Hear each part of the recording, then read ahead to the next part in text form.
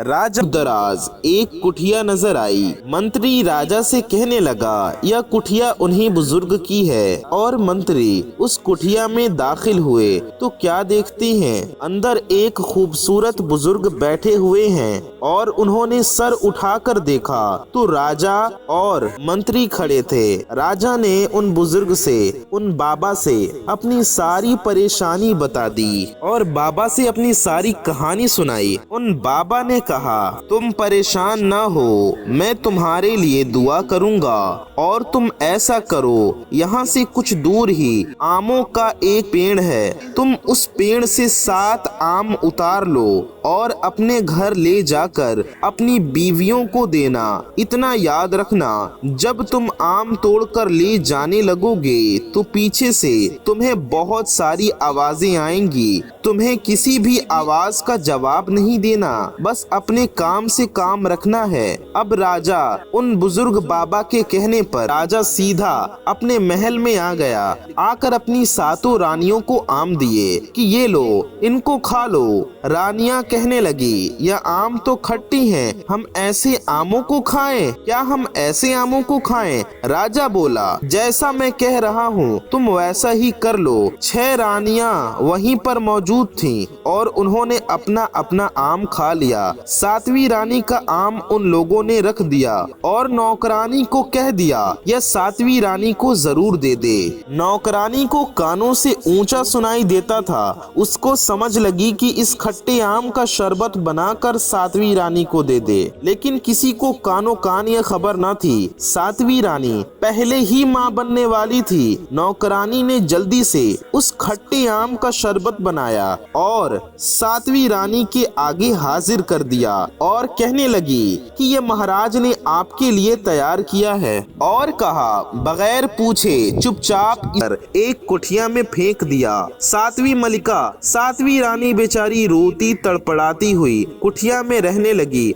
और रो रो कर दुआएं करती थी कि ये कैसी आजमाइश में मैं पड़ गई। मेरे बच्चे से सभी नफरत करते हैं, लेकिन मैं तो एक माँ हूँ। किताबें ला कर दी और उसको घर में ही तालीम देने लगी, घर में ही उसे पढ़ाने लगी। स्कूल से आते वक्त बंदर के 6 भाइयों ने जब ये देखा कि एक कुटिया में बैठा बंदर किताबें पढ़ रहा है तो फौरन वह अपने बाप यानी राजा से जाकर कहने लगे, पिताजी हम तो इंसान हैं इसलिए पढ़ने जाते हैं, लेकिन देखो ना, गांव के बाहर एक बंदर एक औरत के साथ रहता है और वो भी किताबें पढ़कर हमारे जैसा पढ़ा लिखा इंसान बनना चाहता है। राजा को इस बात का बड़ा गुस्सा आया और सोचने लगा कि इस बंदर की ये जुर्रत कि मेरे बेटों की बराबरी में किताबें पढ़े और मेरे बेटों से आगे निकल जाए। राजा ने अपने मंत्री को हुक्म दिया कि जल्दी से उस बंदर को उठाकर मेरे पास ले आओ। अगर वो न माने तो वहीं पर उसको मार देना। मंत्री जब इकट्ठा होकर उस बंदर के पास आए और उसे पकड़कर बांधने लगे तो बंदर बोला, तुम मुझे ऐसे क्यों बांध रहे हो? मंत्री कहने लगे, महाराज का आदेश है कि हम तुम्हें महल में ले जाएं। बंदर बोला कि बांधने की क्या जरूरत है? मैंने कौन सा गुनाह किया है जो मैं डरूं? मैं ऐसे ही चलकर तुम्हारे साथ जाऊंगा। मंत्री बहुत ही हैरान हुए और फिर वह बंदर उनके साथ चलकर महल में आ गया। राजा ने बंदर से कहा कि तेरी कैसे हिम्मत हो गई कि तू वही किताबें पढ़े जो मेरे बेटे स्कूल में पढ़ने जाते हैं? क्या तू नहीं जानता तेरा मैं क्या हाल कर दूंगा?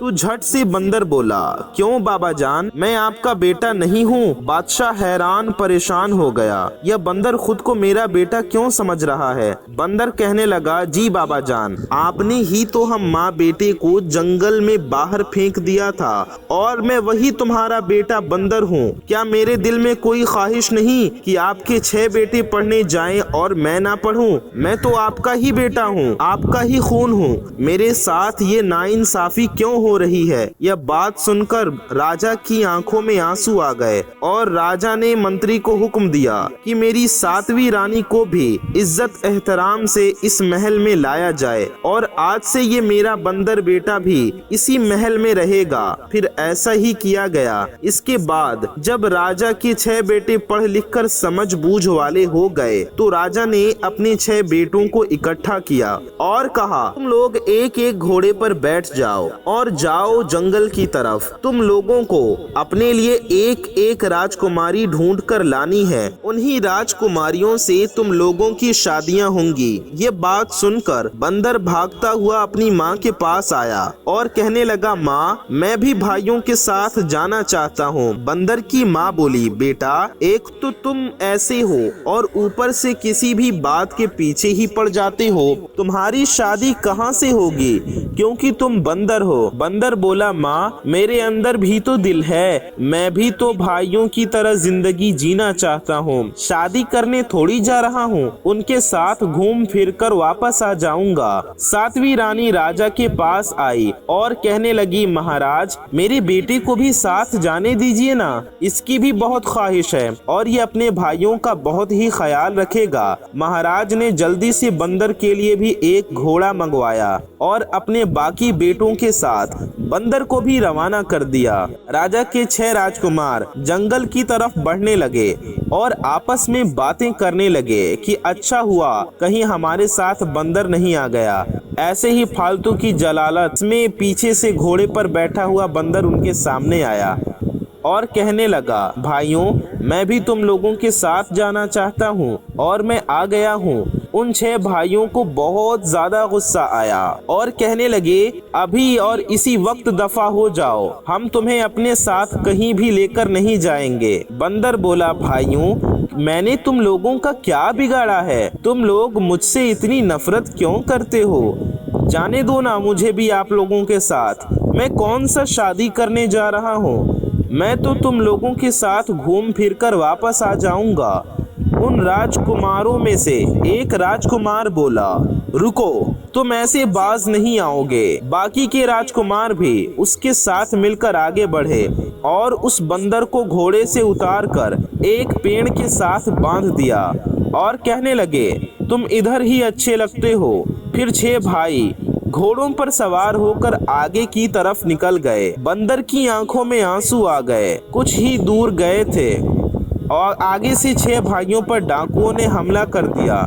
डाकुओं ने कहा, ये तो राजकुमार हैं, हमें इनसे बहुत कुछ मिलेगा, चलो इनको लूटते हैं। उन डाकुओं ने 6 राजकुमारों को अगवा किया और सारा सामान लूट लिया और उनको लेकर अपने साथ चलने लगे।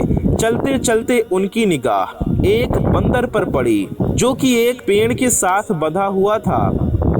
डाकुओं के सरदार ने सोचा कि जरूर इन बदबख्त राजकुमारों ने ही बंदर के साथ ऐसा किया है, इस बेचारे बेजुबान का क्या कसूर है। डाकुओं ने अपने साथियों को हुक्म दिया कि जाओ इस बंदर को पेड़ से खोल दो। डाकुओं के साथियों ने फौरन ही बंदर को पेड़ से खोल दिया। वह बंदर काफिले के पीछे पीछे चलने लगा। डाकुओं का सरदार बोला, अरे ये बंदर तो हमारे पीछे पीछे ही आ रहा है, चलो कोई बात नहीं, इसे आने दो। डाकू 6 राजकुमारों को लेकर एक गुफा में चले गए और 6 राजकुमारों को ले जाकर उन्हें बांध दिया और बंदर से बड़ा ही प्यार करने लगे।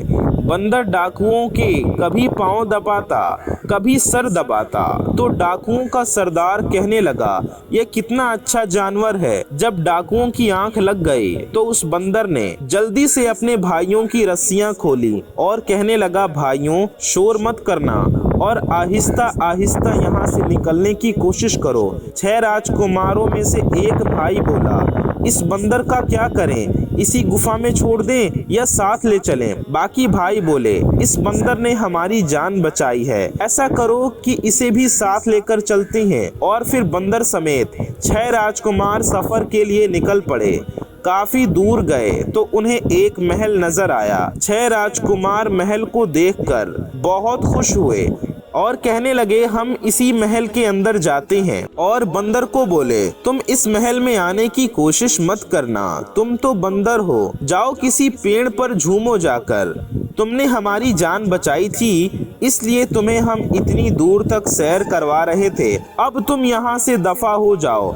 उस बंदर की आंखों में आंसू आ गए। राजकुमार तो महल के अंदर दाखिल हो गए, लेकिन वह बंदर पेड़ के पास एक तालाब था, वहीं बैठकर रोने लगा। इधर 6 राजकुमार महल के अंदर गए तो महल के अंदर महाराज बैठे हुए थे। उस राजा की 7 बेटियां थीं। राजा 6 राजकुमारों को देखकर बहुत ही ज्यादा खुश हुआ, क्योंकि राजा की जो 7वीं बेटी थी उसके पैदा होते ही 7वीं रानी मर गई थी। राजा ने अपनी उस बेटी को मनहूस बोलकर एक बूढ़ी नौकरानी के साथ एक कुटिया में फेंक दिया था। राजा सोचने लगा, ये 6 राजकुमार हैं, इन 6 राजकुमारों के साथ मैं अपनी बेटियों को विदा करूंगा। बादशाह ने उन 6 राजकुमारों के लिए अच्छे खानों का इंतजाम किया, उनके लिए बिस्तर लगाए। दूसरी तरफ कुटिया में राजा की वो बेटी, जिसे उसने मनहूस बोलकर निकाला था,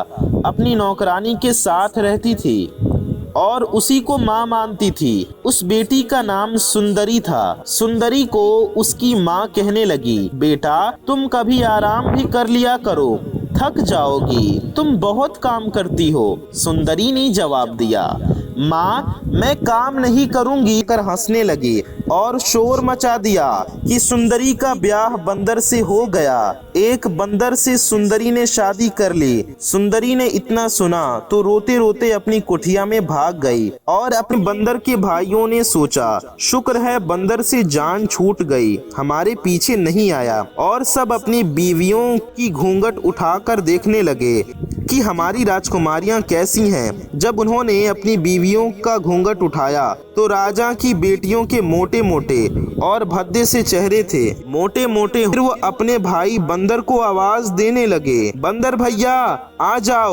जाओ हमारे त्यारे में, तुम तो हमारे भाई हो, हमसे जो भूल चूक हो गई हमें माफ कर दो। वैसे भी अगर हम तुझे अकेला छोड़कर चले गए तो पिताजी हमें ऐसा करो, हम अपने भाइयों के साथ ही चलते हैं। फिर बंदर और सुंदरी 6 राजकुमारों के पास चले गए। उन्होंने अपने प्लान के मुताबिक जब बंदर और सुंदरी सो गए तो मशवरा किया, हम ऐसा करते हैं, रात काफी हो चुकी है, सन्नाटा बढ़ गया है, हम इन दोनों को बिस्तर समेत उठाकर नदी में फेंक देते हैं। फिर इन लोगों ने बिस्तर समेत उठाकर सुंदरी और बंदर को नदी में फेंक दिया।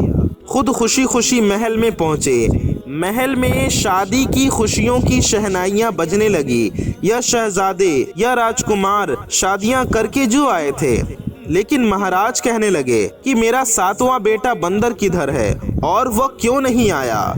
तो 6 भाइयों के रंग लाल पीले आई कि माँ हम आ गए हैं, देखो माँ मेरी शादी हो गई और मैं तुम्हारे लिए चांद सी दुल्हन लेकर आया हूँ। फिर बंदर राजकुमार ने सारा वाकया, सारी कहानी राजा को सुनाई, यानी कि अपने बाप को सब कुछ बता दिया कि किस तरह मेरे भाइयों ने मिलकर हम दोनों को नदी में फेंकना चाहा, लेकिन मेरी बीवी सुंदरी ने मेरे भाइयों का प्लान जान लिया था, इसलिए उसने बिस्तर में सिरहाने लपेट दिए थे और हम एक तरफ हो गए। उन्होंने समझा कि शायद हम मियाँ बीवी सो रहे हैं, तो उन्होंने बिस्तर समेत हमें दरिया में फेंक दिया। उन्हें लगा हम मर गए होंगे। राजा को यह बात सुनकर बहुत गुस्सा आया। राजा ने गुस्से में आकर अपने 6 बेटों और बहुओं को कहा, अभी रात को बंदर राजकुमार और सुंदरी जब अपने कमरे में लेट गए तो आधी रात को सुंदरी ने महसूस किया जैसे बंदर की खाल से इंसानी पाँव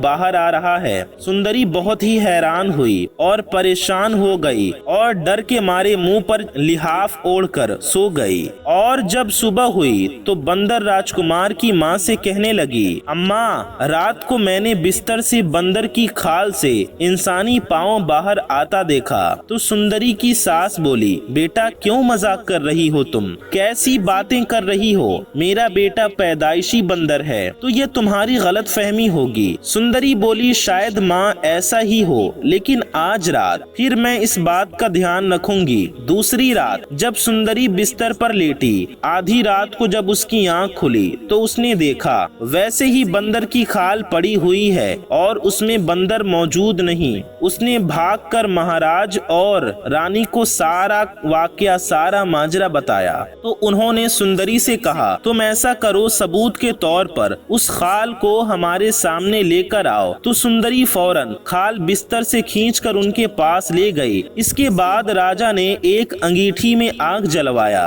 और उसमें खाल को फेंक दिया और सब मिलकर जब बंदर के कमरे में गए तो वहाँ बंदर मौजूद नहीं था। एक खूबसूरत लड़का खड़ा हुआ था।